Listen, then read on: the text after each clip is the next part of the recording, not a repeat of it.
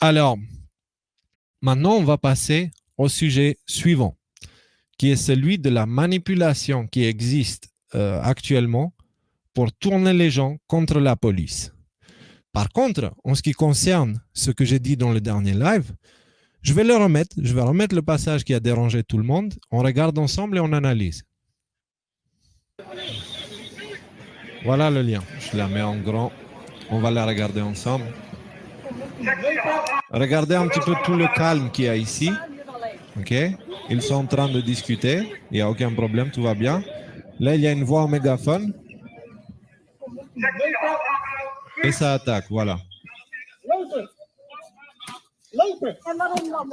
Alors, si cette arme était vraie, croyez-moi, cette femme, elle serait pliée de douleur. Alors déjà, il y a quelqu'un qui a contesté ça. Il a dit, moi, je suis un flic et je sais que là. J'ai pris une fois un coup de matraque et je parle par expérience, d'accord? Donc, je laisse la vidéo et puis après, on va remettre et on va réanalyser tout en détail parce que si vous ne voyez pas la manipulation là, j'y peux rien pour vous. J'y peux rien. Donc, ce n'est pas, c'est vraiment un tournage. Le truc que le policier tient dans ses mains, elle est en plastique. Et si vous ne me croyez pas jusqu'au bout, vous voyez, il y a un caméraman qui est en train de tourner la scène. Donc, alors, ce qui a dérangé beaucoup de monde, c'est le fait que j'ai dit que c'est un tournage d'un film. Les gars, c'est un tournage d'un film de manipulation. Je n'ai pas dit que ça va être le prochain Netflix ou autre chose. Mais regardez maintenant, je vais couper le son et regardez la mise en scène, quoi. Elle est évidente. Elle est évidente et on va expliquer pourquoi. Regardez bien. Regardez derrière ici, dans le fond. Donc, premièrement, voilà, vous avez le policier ici, il fait signaler éloignez-vous. Vous avez le caméraman là, qui est en attente, tu vois. Vous avez les personnes qui sont là, qui discutent. Alors, ils peuvent se dire plein de choses, hein, et ils peuvent parler de plein de choses. Ça ne change rien au fait qu'ils sont entourés de caméras. Entourés de caméras. Il y en a une là, d'accord? Il y en a une qui filme là, et il y a l'autre qui envoie à la fin. Donc, et il y a juste 2 manifestants et 15 policiers autour. On se fout de la gueule de qui? Vous voulez me dire que ça, c'est pas une mise en scène? Pensez ce que vous voulez. Franchement, pensez ce que vous voulez. Moi, je vous donne ma version. Libre à vous de penser ce que vous voulez. Je ne vais pas vous imposer mon point de vue. Je vous l'offre. Si vous voulez, prenez-le. Si vous ne voulez pas, c'est à vous de choisir. Et moi, j'y peux rien. Et ce n'est pas à moi. Je ne veux pas forcer mon point de vue. Mais ayez un minimum d'honnêteté intellectuelle. Ok? Dites-vous bien, est-ce que les policiers eux-mêmes, ils ont envie de ternir l'image de la police? Évidemment que non. Et d'ailleurs, les policiers en général, quand ils doivent faire ce genre de choses, ils font en sorte à ce qu'il n'y ait pas de caméra. Là, ils sont entourés de caméras de tous les côtés.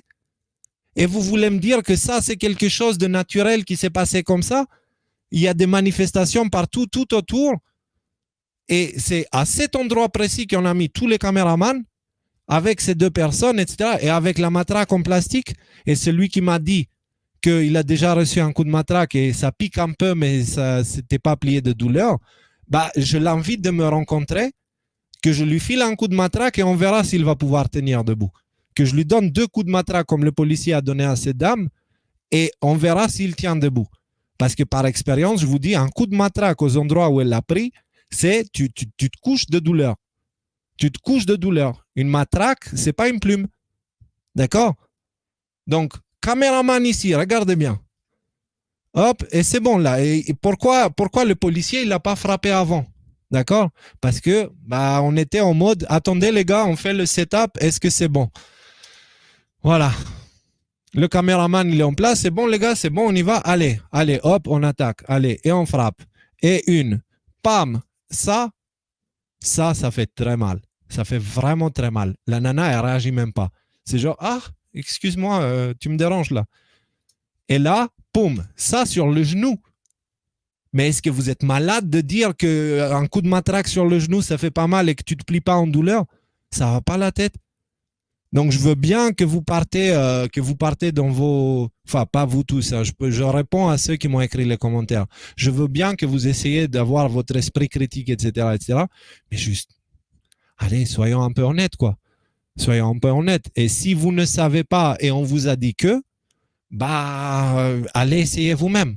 Allez voir un policier, prenez sa matraque et donnez-vous un coup de matraque sur le genou, vous verrez.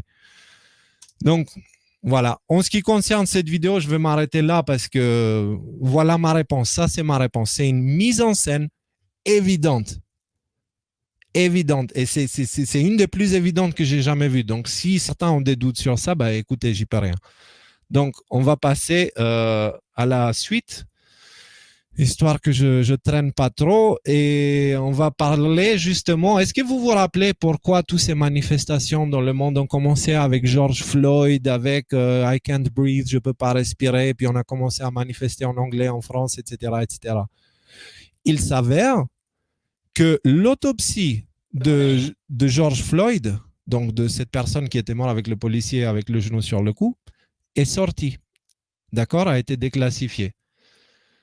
Alors, que nous dit cette autopsie? Elle nous dit que le gars, il n'est pas mort d'asphyxie.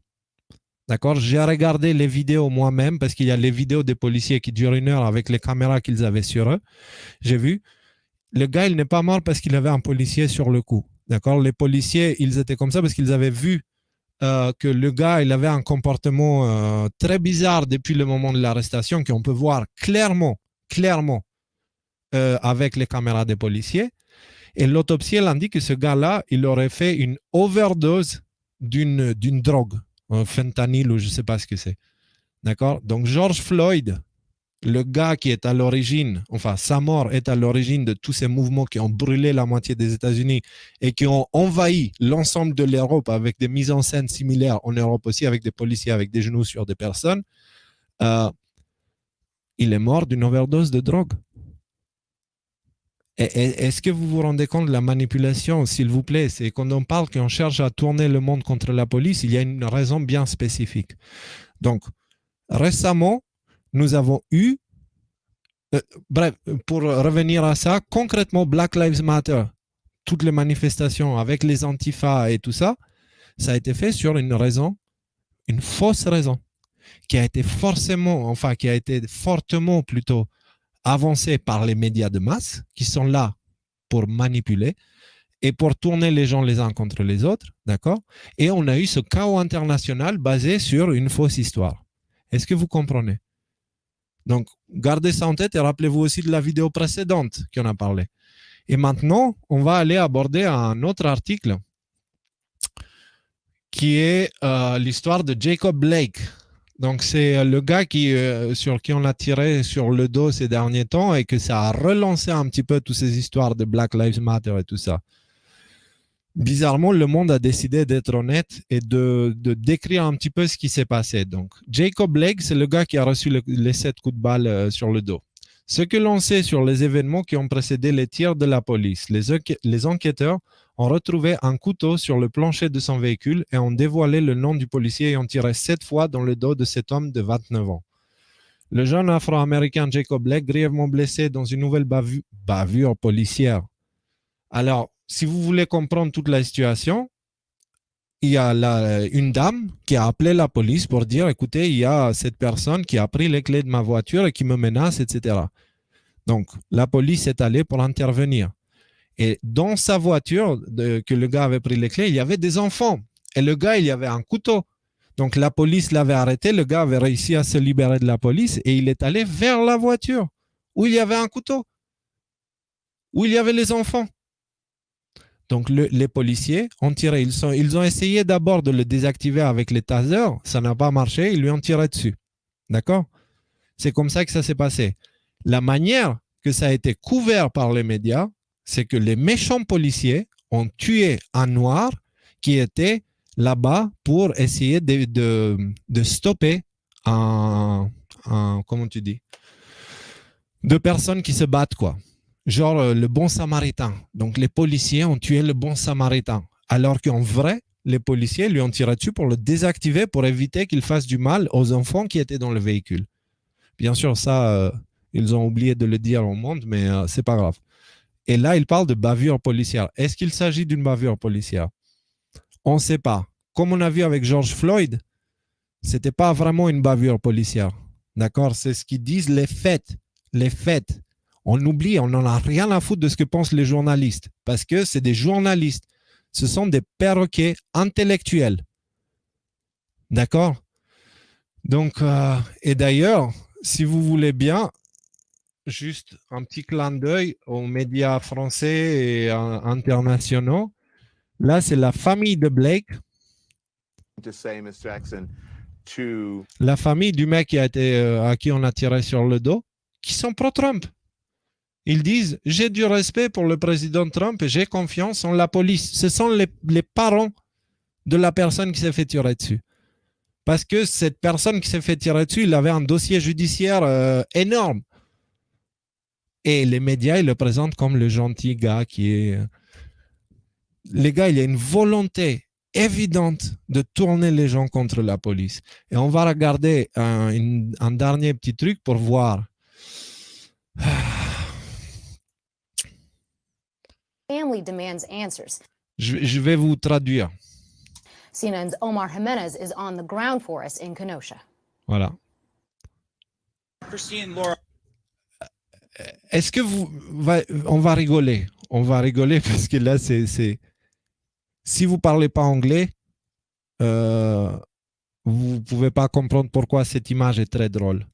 Donc, ici, il y a marqué enflammé, mais globalement, des protestations pacifiques après la bavure policière.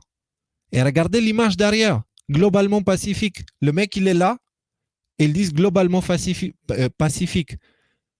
Et ils ont ajouté le mot enflammé aussi au cas où. Mais, donc c'est enflammé, mais c'est globalement pacifique. Et ces manifestations, elles ont eu lieu pour Jacob Blake, le gars qui a reçu les 7 balles. Le gars duquel les parents, ils disent qu'ils sont pro-Trump et qu'ils font confiance à la police. Les médias, ils font ça. Donc, on va aborder quelque chose là. On va aborder quelque chose.